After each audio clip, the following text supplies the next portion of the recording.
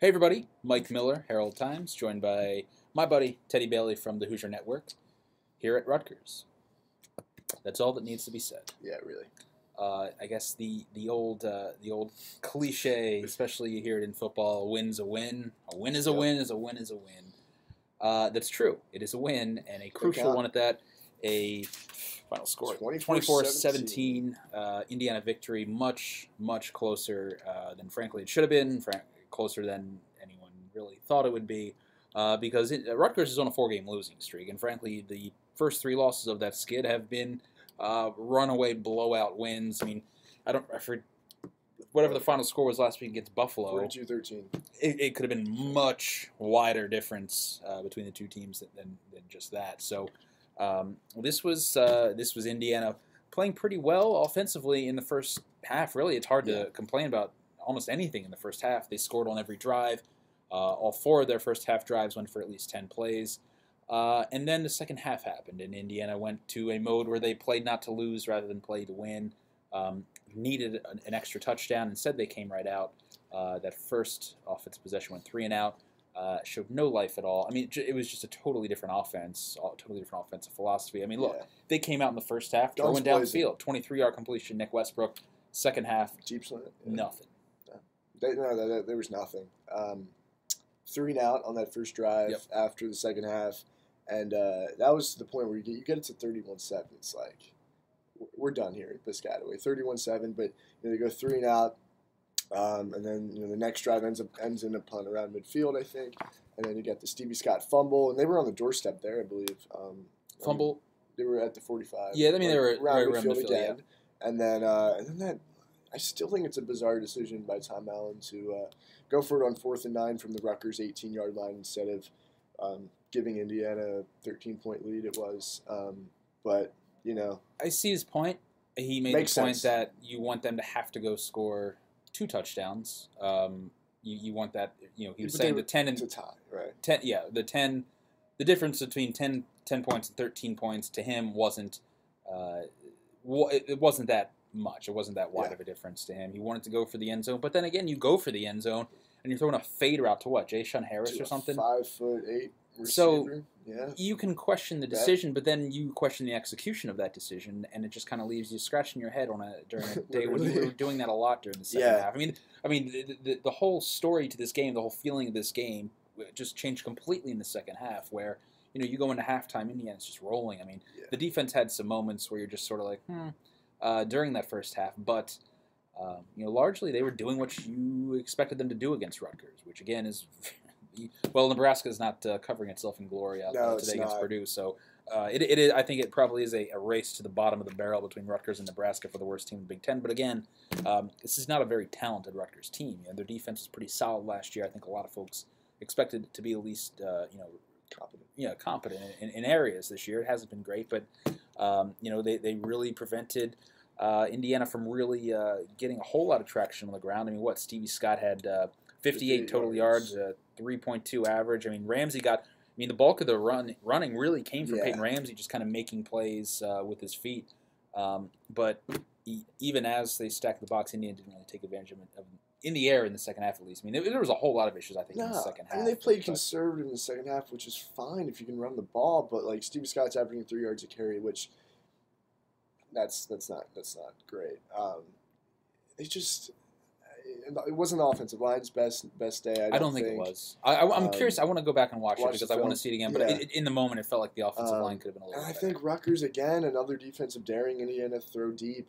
And they did in the first half, sort of, not necessarily vertically, but you mentioned that Westbrook. That was kind of like a deep slant. I think that went for 28 yards. 23, yeah. 23, 20. But, in the second half, it was like, all right, we're just going to – I think Tom Allen wanted to see what he was going to get from his running game. And, he saw what he got from his running game, which was kind of the complete opposite of what it was against the likes of Virginia and Ball State and, to an extent, FIU. So – yeah, I mean, Columbus awaits.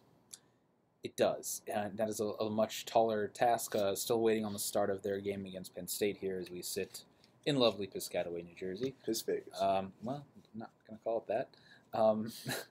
But it just, you're 5 games in now, and you're going into a very difficult matchup that you're probably penciling in as a loss heading into the season. I mean, but right now you still don't know who this team is. You just don't know what is this Indiana team? What's its identity? What is it capable of?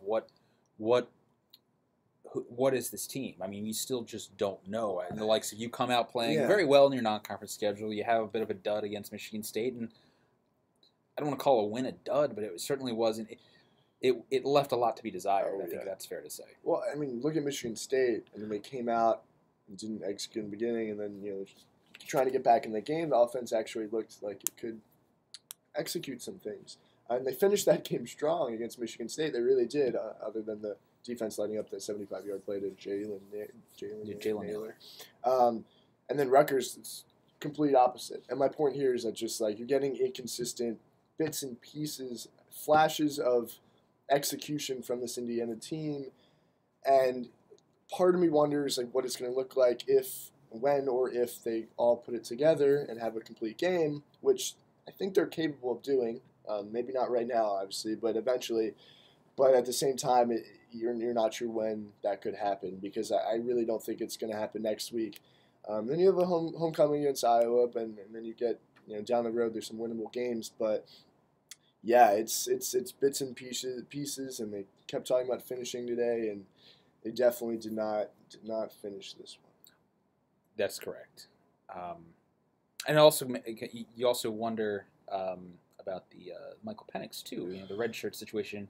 Again, a bit of a topic. Wondering, okay, if you're not going to play him in the Rutgers game, does that mean maybe the plan has changed with him? Just going in and looking at the season. If this would have been a week where maybe you get him some work, and especially given the way the game was going, and they could have used him in the second half. I mean, especially after that 3-and-out that Ramsey and the offense had, the first possession of the second half. It's like, all right, they're up 24-7. Put in your freshman quarterback. You see what you have in him against a Big Ten defense. Call it what it is, but it's a Big Ten defense. It's supposedly supposed to be better than some of the teams that he's faced in FIU and Ball State. Who knows? But you can see what you have. Maybe if Penix comes in, he's more effective for the offense. Maybe he's not. But I think it says a lot that they didn't play him today. As much as Tom Allen said post game that there hasn't been a decision made. He just wasn't in the cards today. Makes me wonder what cards they have. Because you're right. I mean, he's played 2. He has 2 remaining.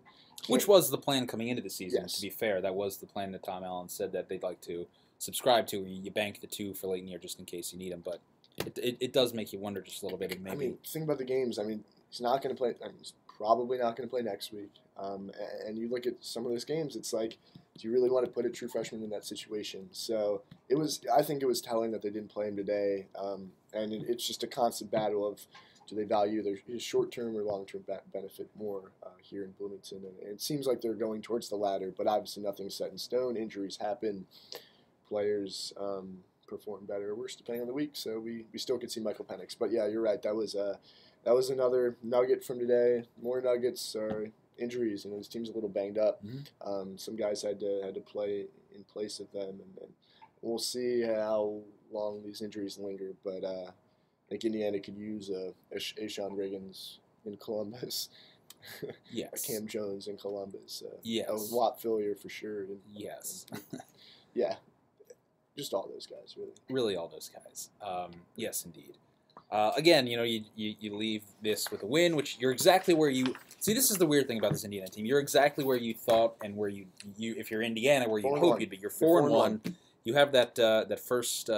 You enter the month of October with a Big Ten victory, which I believe might be. This is off the top of my head. This might be Peyton Ramsey's first Big Ten victory. Oh wow! Because he beat Charleston Southern, I believe, last year, and then had the run of Michigan, Michigan State, and Maryland. Then he's out. Right? Yeah, I think. Yes. Which anyway, you're right. But anyway, you're where you want to be. You're where you need to be. Is the point. And you go into next week, which again, no one expects Indiana to win that game. But really, what's telling is where this team is now and where they project to be after next week. Where you have Iowa, which is a huge hinge game, where it is. It really hinges on 6 or 7 wins potentially. If you're mapping out a course to that end point. And I'm still not sure that what we've seen from Indiana the last couple weeks against Big Ten competition is what you need to see. they're what going you to want to see. together. So yeah, it's just a team that's not put together, which I think is fair, and I think it's still quite early. I mean, you're obviously through the first month and 5 games, and so you're basically nearing that midway point of the year. I mean, we're talking about so many negatives and questions, but at the end of the day, they are 4-1. Yeah, which I think is important to keep in mind, even though in the moment, as you watch these 2 games, as you've been at these 2 games, in the moment, it leaves you just kind of wondering who is this team? And I don't think we know. I don't think they know. But I think it's going to take a little while to figure it out. So we have interesting. It'll be interesting to see how it all materializes, if it does or if it does not. But yeah, I think that's just kind of what I'm left with leaving Rutgers here. Is like, who is this team?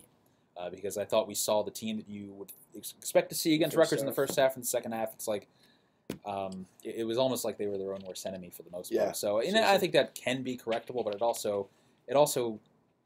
also speaks to maybe the personality of this team too. I mean, it kind of is what it is. I mean, they played to not lose. Didn't play to win, and I think that's a problem. I think that can be correctable, but at the same time, how easy is that fix? I'm not sure. But anyway, we're going along. 24-17 victory. Indiana's now 4-1, heading to Columbus next week. For Teddy, Mike, see you in Columbus.